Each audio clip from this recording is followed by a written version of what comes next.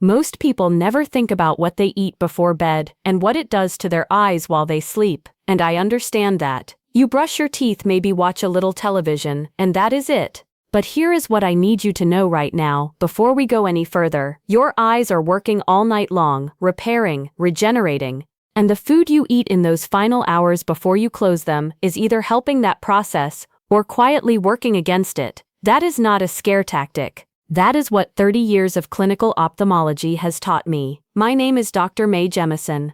I am a board-certified ophthalmologist, and I have spent more than 30 years working specifically with adults over 50 who are dealing with conditions like macular degeneration, diabetic retinopathy, glaucoma, and progressive vision loss.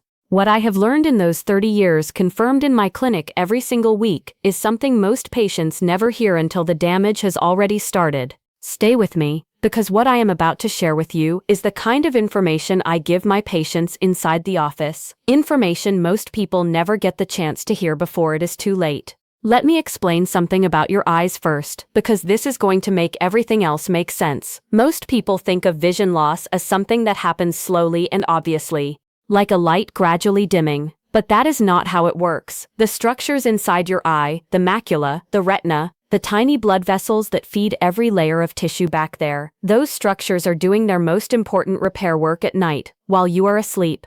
Think of it like road crews. During the day the highway is busy and the crews have to work around traffic, but at night, when the road is clear, they can really get in there and fix things properly. Your eyes work the same way. The cellular repair, the antioxidant cleanup, the inflammation management, most of that happens in the dark while you are still. Now here is where age changes everything. After 60, the blood vessels that supply your retina get narrower. The antioxidant defenses your body produces naturally start to decline. The macula, which is the small central part of your retina responsible for sharp detailed vision, becomes more vulnerable to oxidative stress, and that vulnerability peaks at night.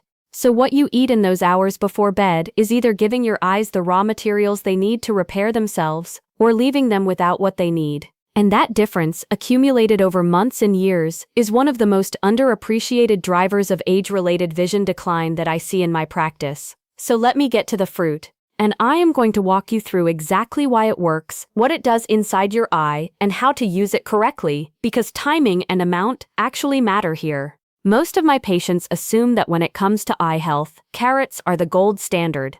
They grew up hearing about beta-carotene and carrots and good vision, and they have believed that ever since. But what most people do not realize is that the #1 most evidence-backed fruit for nighttime eye protection is not a vegetable at all. It is the kiwi fruit.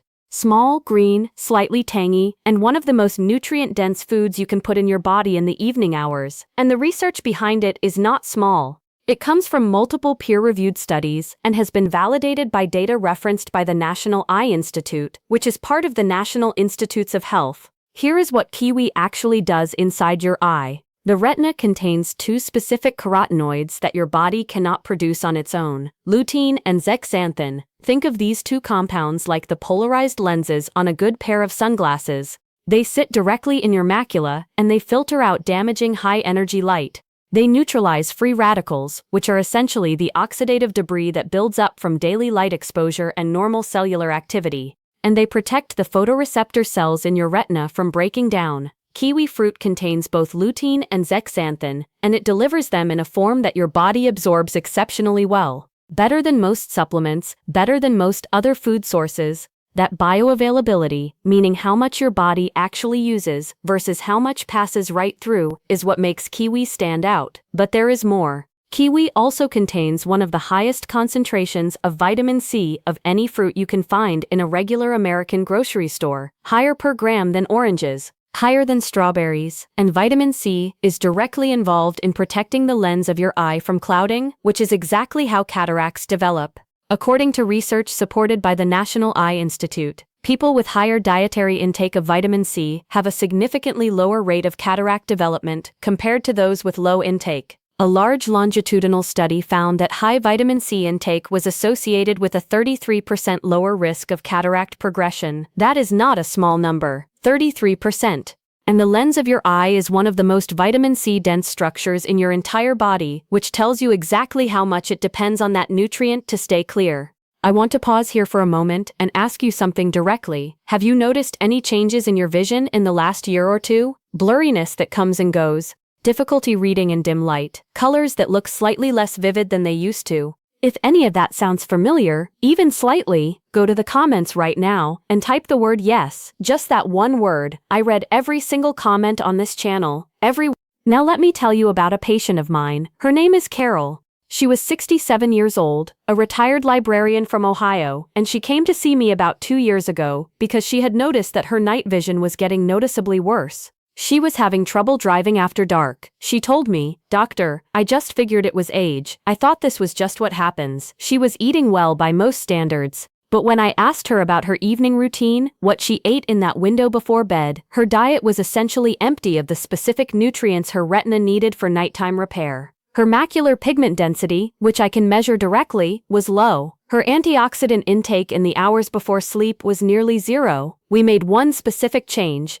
2 kiwi fruits in the evening, around an hour before bed, consistently. I saw her again at her 6-month follow-up. Her macular pigment density had measurably improved. Her night vision complaints had significantly decreased. Carol told me she had not made any other major changes, just the kiwi. That is not magic. That is nutrition science working exactly the way it is supposed to. And look, this is more common than most people think. The research backs Carol's experience. A study published in the American Journal of Clinical Nutrition found that adults who consumed 2 to 3 kiwi fruits daily for 12 weeks experienced a significant increase in macular pigment optical density, which is a direct measure of how well protected the center of your retina is. This is the area most affected by age-related macular degeneration. And age-related macular degeneration, according to the American Academy of Ophthalmology, is the leading cause of permanent vision loss in adults over 60 in the United States. The leading cause, not cataracts, not glaucoma, age-related macular degeneration.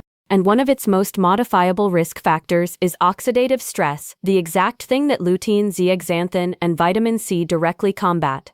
If you have a family member over 60, a parent, a sibling, a spouse, a close friend, what I am sharing right now applies directly to them. Save this video, send it to them tonight.